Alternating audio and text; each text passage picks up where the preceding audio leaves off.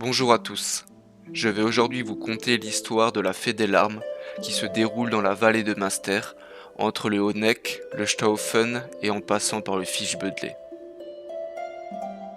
Il y a bien longtemps de cela, un couple de marquaires habitant la chaume de Montabet, près de la Schlourte, donna naissance à une petite fille.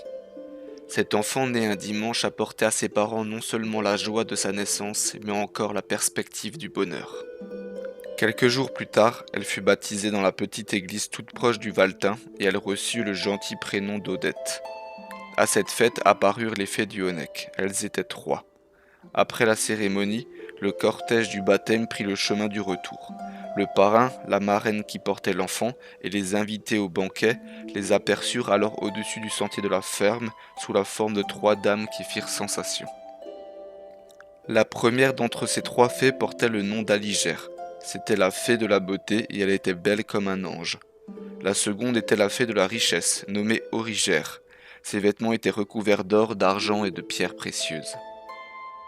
La troisième était la fée des larmes, et même si ses habits semblaient plus sévères, elle paraissait plus belle et plus sympathique que les 2 autres ensemble.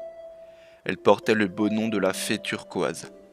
Toutes 3 participèrent au joyeux banquet du baptême, et puis, avant de se retirer, s'approchant successivement du berceau où sommeillait Odette, les 3 fées lui firent chacun un don.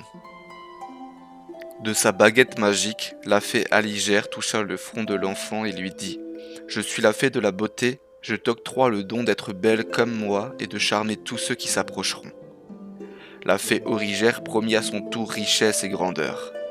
Toute l'assistance était en liesse, l'avenir le plus radieux s'annonçait pour Odette. Mais le charme fut rompu par la troisième fée, la fée turquoise, la mère des larmes. Chacun pâlit et trembla en l'entendant s'exprimer ainsi. « Et moi qui suis la fée triste, je te fais le don des larmes. » Fâchés, les parents le refusèrent. Les années passèrent et Odette devint une jeune fille dont la beauté merveilleuse charmait tous ceux qui la rencontraient. Elle attirait les yeux, mais pas les cœurs. Il lui manquait la divine beauté des larmes. Elle semblait froide et sans sensibilité. Un jour, elle conduisit son troupeau sur le versant de la montagne qui domine Münster et s'arrêta longtemps à la lisière d'une immense forêt de sapins. Tout à coup, elle entendit une sonnerie de cor et vit apparaître dans la futaie une belle troupe de cavaliers. C'était le comte Gontran de Girsberg qui était en chasse. Il était le fils du rude sire de Girsberg dont le château, au pied du Staufen, dominait le Val Saint-Grégoire. Gontran avait perdu son père. Il rêvait d'un idéal de grâce, de beauté pour celle qui deviendrait sa future compagne. Il tomba éperdument amoureux de la belle paysanne. Odette, dont le 2e cadeau des fées se réalisait, devint la châtelaine du Girsberg. Hélas, elle n'arrivait pas à témoigner d'affection à son époux. Bien que très belle, elle était de marbre. Il fut repris par le démon de la chasse et la délaissa de plus en plus.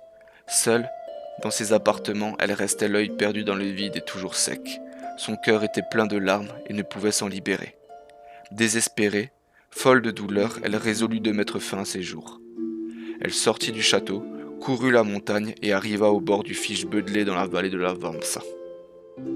Elle découvrit à ses pieds l'eau azurée où se réfléchissaient les étoiles et le ciel bleu. L'eau l'appelait et l'attirait. Elle y noirait son existence et ses malheurs. Mais voici que du fond même de l'onde surgit une forme vaporeuse. Une femme, jeune, belle comme la nuit, triste comme le chagrin, se dressa devant elle et dit « Odette, je suis la fée turquoise, la fée des larmes dont vos parents ont refusé il y a longtemps le don. Ce don des larmes, je vous l'octroie de nouveau aujourd'hui puisque vous le désirez et que vous n'avez pas approuvé le refus de vos parents. » Et la fée disparut après avoir touché de sa baguette magique les yeux d'Odette. Celle-ci reprit le chemin du château, de douces larmes coulaient lentement sur son visage. Elle était soulagée. Elles enlevèrent à sa souffrance tant d'amertume qu'elle bénit la bonne fée de son don. À la lumière du jour, elle remarqua un ruissellement de perles sur ses vêtements. Durant 3 jours, les yeux d'Odette de Montabet distillèrent de fines pierres précieuses. Au soir du 3e jour, elle reçut la visite de la fée des larmes. Elle lui dit qu'avec ce don des larmes, elle allait retrouver les 2 autres dons des fées. Qu'elle devait prendre ses perles et en former un collier à 3 rangs qui ferait réapparaître sa beauté. Aussitôt dit, aussitôt fait. La beauté approfondie et rehaussée par ce merveilleux collier, Odette alla à la rencontre de son mari qu'elle n'avait pas vu depuis 3 jours.